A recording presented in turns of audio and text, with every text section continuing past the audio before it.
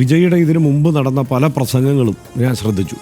അതിലെല്ലാം ഈ ഒരു ആശങ്ക വിജയ് പറയുന്നുണ്ട്. ഇത്തരത്തിൽ ഈ വലിയ ആൾക്കൂട്ടം വരുമ്പോൾ അവർ മരത്തിന് മുകളിൽ കയറുമ്പോൾ, വൈദ്യുതി ലൈനുകളിലൊക്കെ കയറുമ്പോൾ, അത് മാത്രമല്ല ചെറിയ സ്ഥലങ്ങളിൽ, ഇടുങ്ങിയ ഇടങ്ങളിൽ പോലീസ് അനുമതി കൊടുത്തിട്ട് അവിടേക്ക് കൂടുതൽ ആളുകൾ വരുമ്പോൾ ഒക്കെയുള്ള ആശങ്ക വിജയ് പല തവണയായി പ്രകടിപ്പിക്കുന്നുണ്ട്. ഒരു സ്റ്റാലിനെ പോലെ മറ്റേതെങ്കിലും ഒരു രാഷ്ട്രീയ നേതാവിനെ പോലെ ഒരു വലിയ പക്വതയൊന്നും വിജയ് ഈ ഘട്ടത്തിൽ പ്രകടിപ്പിച്ചില്ല. സംഭവം ഉണ്ടായ ഉടനെ തന്നെ ചെന്നൈക്ക് പോയി എന്നൊക്കെയുള്ള വിമർശനങ്ങൾ ഒരു ഭാഗത്തുനിന്ന് ഉയരുന്നുണ്ടെങ്കിലും ഈ ആശങ്കയൊക്കെ നേരത്തെ തന്നെ വിജയ്ക്ക് ഉണ്ടായിരുന്നു. അത് എങ്ങനെയാണ് പരിഹരിക്കേണ്ടതെന്ന് പക്ഷേ അവർക്ക് അറിയില്ലായിരുന്നു. ഇതാണ് വാസ്തവം. വിജയ് ആവർത്തിച്ച് പറയുന്നുണ്ട്, ഈ ചെറിയ സ്ഥലങ്ങളിലാണ് എൻ്റെ അനുമതി തരുന്നത് എന്നൊക്കെയുള്ളത്. വലിയ ആൾക്കൂട്ടം വരുന്നു, പക്ഷേ അതിനുള്ള ഒത്ത സ്ഥലങ്ങളിലല്ല അനുമതി തരുന്നതെന്ന്.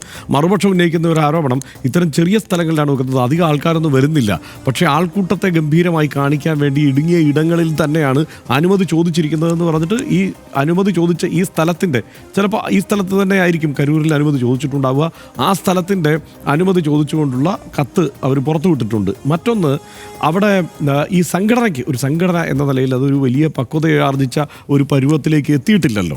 സ്വാഭാവികമായിട്ടും അവർക്ക് സംഭവിച്ച ഒരു വലിയ വീഴ്ച എന്ന് പറയുന്നത്, ഈ TVKക്ക് സംഭവിച്ച ഒരു വീഴ്ച, അവർക്ക് അനുമതി കിട്ടിയിരിക്കുന്നത് 3 മണിക്ക് ശേഷമുള്ള, അല്ലെങ്കിൽ അവർ തീരുമാനിച്ചിരിക്കുന്നത് 3 മണിക്ക് ശേഷം വൈകിട്ട് 7 മണിക്കിടയിലുള്ള ഒരു സമയത്ത് അവിടെ ഈ പരിപാടി നടക്കണമെന്നുള്ളതാണ്. പക്ഷേ പ്രാദേശിക നേതൃത്വം ആവർത്തിച്ച് അവിടെയുള്ള ആളുകളെ അറിയിച്ചു കൊണ്ടിരുന്നത് 12 മണിക്ക് വിജയ് എത്തുമെന്നാണ്. അപ്പോൾ ആളുകൾ 12 മണിക്ക് തന്നെ അവിടെ തടിച്ചുകൂടി, ഉച്ചയ്ക്ക് 12 മണിക്ക് തന്നെ അവിടെ തടിച്ചു കൂടുന്നു. പിന്നെ അവർ ഭക്ഷണം കഴിച്ചിട്ടില്ല, അവിടെ കുടിവെള്ളത്തിന് സൗകര്യമില്ല, ആളുകൾ വലിയ തിങ്ങി നിറഞ്ഞു. 1,00,000 പേരോളം അവിടെ ഉണ്ടായിരുന്നു എന്നാണ് പറയുന്നത്. 1,00,000 പേരെന്ന് പറഞ്ഞു കഴിഞ്ഞാൽ ഒരു വലിയ എണ്ണമാണ്. അതായത് അവിടെ ഇരിക്കാനുള്ള സൗകര്യം 10,000 പേർക്കുണ്ടായിരുന്നു, അവിടെ തന്നെ 27,000 പേർക്ക് മുകളിലുണ്ടായിരുന്നു എന്ന് പറയുന്നത്. നമുക്ക് തന്നെ ഇവിടെ നിന്നും നമുക്ക് പറയുമ്പോൾ, കൊച്ചിയിൽ നിന്ന് പറയുമ്പോൾ നമുക്കറിയാമല്ലോ കുസാറ്റിലുണ്ടായ ദുരന്തം. ഒരു കുസാറ്റിലുണ്ടായ ദുരന്തം എന്ന് വെച്ചാൽ എത്ര ആളുകളുണ്ട്, വളരെ പരിമിതമായ എണ്ണം കുട്ടികൾ മാത്രമുള്ള ഒരു സ്ഥലത്ത് പെട്ടെന്നൊരു തിക്കും തിരക്കും ഉണ്ടാകും. ഒരു മഴ പെയ്തു ഉണ്ടായ ഒരു തിക്കും തിരക്കിലുമാണ് അവിടെ അത്രയും പേര് മരിച്ചു പോയത്, അല്ലേ? അപ്പോൾ സ്വാഭാവികം ഒരു സ്റ്റാമ്പേഡ് എന്ന് പറയുന്നത് വളരെ ചെറിയൊരു സ്ഥലത്ത്, പ്രത്യേകിച്ച് ഇരുട്ടുകൂടി ഉണ്ടായാൽ സംഭവിക്കും. ഇവർ TVK വിചാരിക്കുന്നതാണ്, ഇലക്ട്രിക് പോസ്റ്റിൽ ഈ കുട്ടികളൊക്കെ കയറുന്നു, അപ്പോൾ എന്ത് ചെയ്യണം?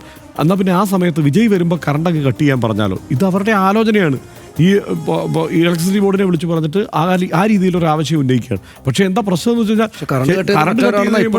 കറണ്ട് കട്ട് ചെയ്താൽ സ്റ്റാമ്പ് അത് ഈ പറഞ്ഞ പോലെ ഇതിനുള്ള ആളുകൾ അങ്ങോട്ടും ഇങ്ങോട്ട് പോയി എങ്ങോട്ട് പോകണമെന്ന് അറിയാതെ, ഒരു വിടവ് കണ്ടെത്താനാവാതെ ആളുകൾ കുടുങ്ങിപ്പോകും എന്നുള്ള ഒരു പ്രശ്നമുണ്ട്.